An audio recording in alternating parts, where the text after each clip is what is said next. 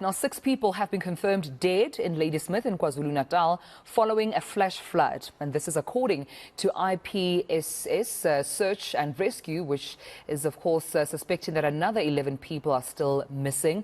On Christmas Eve, a massive storm, though, hit the Ladysmith area, resulting in a flash flood at the Balls Spruit and Klipprivier. And among the flooded area was the local SPCA and caravan park. Several vehicles have also been reportedly washed away. In Ladysmith, SAPS, that's K9 Search and IPSS Rescue, has worked tirelessly today recovering the bodies of the 6 people. Christmas came to a crashing end for many on the east coast. Wild storms battering, in particularly southeast Queensland. It seemed to cop the brunt of it, that's for sure. Joining me live now is Queensland Fire and Emergency Services Deputy Commissioner Kevin Walsh. Kevin, thanks so much for your time. Thanks for joining us here on Sky. There was really awful news confirmed overnight. 1 lady killed in those storms. What more do we know? Yeah, tragic circumstances, obviously. We had a line of thunderstorms move through southeast Queensland last night, bringing really destructive winds and locally intense rainfall, impacting on the Scenic Rim, Logan and also the Gold Coast. So they were the 3 LGAs that were predominantly affected by the storms. And with that intense storm, obviously, lots of trees were brought down, and unfortunately, a lady lost her life at Helensvale last night, and the police will obviously prepare a report for the coroner. Heavy rain and thunderstorms are expected to continue until at least tomorrow night after more wild weather battered the eastern states on Christmas Day. In Queensland, severe weather has already claimed 1 life after a woman in her 50s was hit by a falling tree on the Gold Coast. 28 rescues were carried out across the southeast and there were about 350 calls for help. The New South Wales SES carried out 6 rescues and responded to 471 requests for help, mainly for broken roofs and fallen power lines, while large hail delivered a white Christmas to some. And further south, Victoria has recorded one of its wettest Christmas days, with severe weather cutting off power to thousands of homes. The state's west was hardest hit yesterday, and today authorities are turning their attention to the east. So we do have a severe thunderstorm warning for West and South Gippsland. And just incidentally, in the last sort of hour or so, Sale in particular has had 45 millimetres of rain. So quite significant heavy downpours. Welcome back. Let's go back to one of our top stories now on the flash flood in Ladysmith in KwaZulu-Natal. Perhaps joining us now is the IPSS Search and Rescue spokesperson Samantha Merrick to weigh in further. Now, Samantha, good afternoon and thank you for your time with us here on the SABC at this hour. Perhaps in lieu of what's transpired, perhaps you could just speak to the developments and the updates with regards to the search and rescue, the people that obviously are still missing in the Ladysmith area. Yeah, so we received confirmation later this afternoon that they did need assistance in the Ladysmith area. SAP's K9 Search and Rescue has been on scene since 2 a.m. this morning. Unfortunately, they are predicting that there are about 17 people missing and they've only recovered 6. At this time, our team is on their way to Ladysmith and they are expected to arrive in the next hour. However, the search will only resume again in the morning. Samantha, perhaps you could speak to the damages that have been incurred. I don't know if it's too early to quantify the costs of those damages, but in terms of the needs as well, what are the makeshift operations or shelters that obviously are also going to be afforded to at this point, given those who have been affected? At this time, I can't confirm the extent of the damage. I do know the Al Imdad Foundation, who is based up in the area, is sending aid to those who have been affected. The local SPCA was flooded last night. However, they managed to return all the animals back there today. They are in desperate need of food because everything has been damaged in the floods. The biggest concern, however, is that the local caravan park was severely damaged, and that's where the majority of the missing people are from. 6 people are still missing after the storm that hit Ladysmith in the KwaZulu-Natal Midlands on Christmas Eve.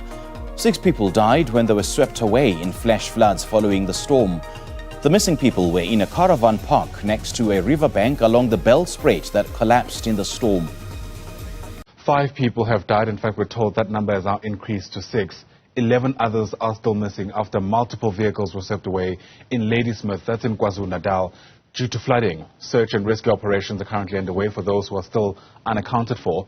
According to some reports, though, a riverbank alongside the Bellspruit stream collapsed just before midnight, and that's what led to the severe flooding. This disaster has caused damage to homes, roads, as well as some businesses. Let's get you a sense of what else we need to know. Bring in the spokesperson for the KwaZulu-Natal Cooperative Governance and Traditional Affairs Department, that's Siboniso Mkati, who joins us via our video link this morning. Siboniso, it's great to have you on the program. Thanks very much indeed for making time. Let's just begin with just understanding how things unfolded in the early hours of this morning, I suppose also from late yesterday, especially given the fact that we're told that more rain is expected for much of the day ahead. Yeah, well, it was a very unfortunate situation because yesterday we woke up on the news that at least 3 cars were swept away by when the riverbank collapsed in Ladysmith, and this has put people in a very strain, given that there were also people that were affected in the nearby house, and then there were also people that were in the cars that were swept away. Our search and rescue teams, led by the SEPS K9 unit, as well as other disaster partners that we work with, like Alemdad Foundation, they started their rescue as of yesterday. By the end of the day yesterday, when they stopped their search, at least they've managed to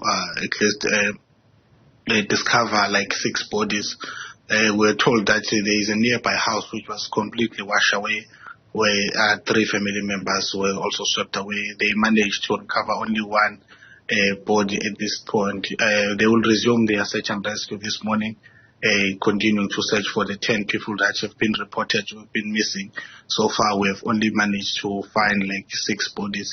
It is very worrying that we are still expecting more rains, particularly in the area of Ladysmith and other areas of KwaZulu-Natal. According to the alert that we received from the South African Weather Services, we are on level 2 alert, which is a thunderstorm that will be accompanied by strong wind, as well as lightning. We have put the disaster management teams on high alert in various municipalities as per the warning that we've received. We have also urged all the residents. We know that people, it's holidays, they will be traveling from one place to another as they are still enjoying Christmas, but we do urge them to drive with caution and make sure that where there is water, we advise that you rather postpone, if possible, the trip. Yeah. So I just want to make sure that we've got our figures right here, Spoonie. So you're saying so far 6 people have been confirmed dead, and those who are missing are 10. Is that right? Yes, that's correct. There are 10. So initially, there were 16 people that were reported missing. The information changed throughout the day as the families were coming forward, maybe to report so that to get exactly how many people were in those vehicles that were swept away by water. We were told that in one of the cars, which is a double cab, there were 9 people. Only 3 were discovered inside the car. And then in the other vehicles, the other 2, there are 2 people each. And then they only find 1 people per car. And then there's also a household that is nearby that riverbank, where there were 3 members, and we only managed to find 1 at this point. Sure. Really disheartening, especially because Christmas is a time of reflection and family. But I do wonder whether you can speak to us about any kind of preemptive steps that can be taken now in a context where we're told, as I mentioned before, that there may very well be more downpours, more heavy downpours for the week ahead. Yeah, well, according to the information we have activated, remember that before the festive season, we activated our multi-agency disaster management plan. This was to maybe alert all the communities, because we know that people will be traveling from one place coming to the province. What we emphasize, and what particularly on areas where it was important to note that since the beginning of the summer season, as a province, we have been responding to quite a number of disaster incidents. You'll recall that in October, in Mtuba, there were 6 people that unfortunately passed on when the walls collapsed on them.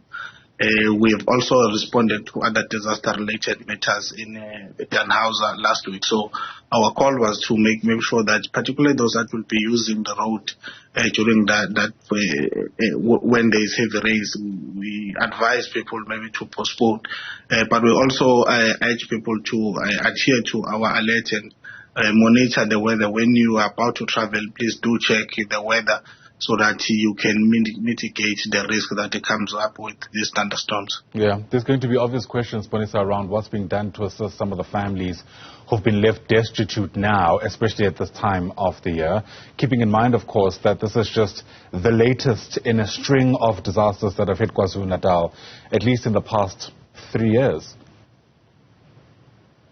Yeah, well, there are comprehensive plans that are put in place by the provincial government, working with all the various structures, which is the municipalities, the Department of Human Settlement, maybe to assist people that have been affected by floods. We do, as a provincial disaster management, we do offer immediate relief, but we also understand that they are not enough going forward. So, particularly in the Tegwini area, there are houses that have been built. However, we must note that there are some delays, because sometimes when houses are destroyed by the floods, what's most important is to identify a suitable place to rebuild those houses to ensure that we don't find ourselves in a similar position when disaster comes. So it is very important to ensure that we find a suitable place for human settlement. Yeah. We're getting reports that it's not only houses that have been damaged, but businesses as well, and some road infrastructure. I'm thinking about the schooling year in the next couple of days, quite frankly. How worried are you that people in those areas might not be able to go back to school, I beg your pardon, because of the destruction caused by these floods? Yeah, we were also worried, and we've received reports, and we've been on the ground also assessing the damages caused by the heavy rains. For example, on Friday we were in Danhauser. There were schools that the roof was blown off and the trees fell on the trees there. We have activated the Department of Education and then the Human Settlement. What we normally do, we use the mobile classroom to ensure that the teaching and learning continue when school reopens. You'll recall that just before the matric set for the final examination, we also experienced the disasters in the province. In the area of Mtuba, we applied the same technique where we provided the mobile classroom. Yeah, in the area of Ladysmith, we noted that there were also businesses that were affected.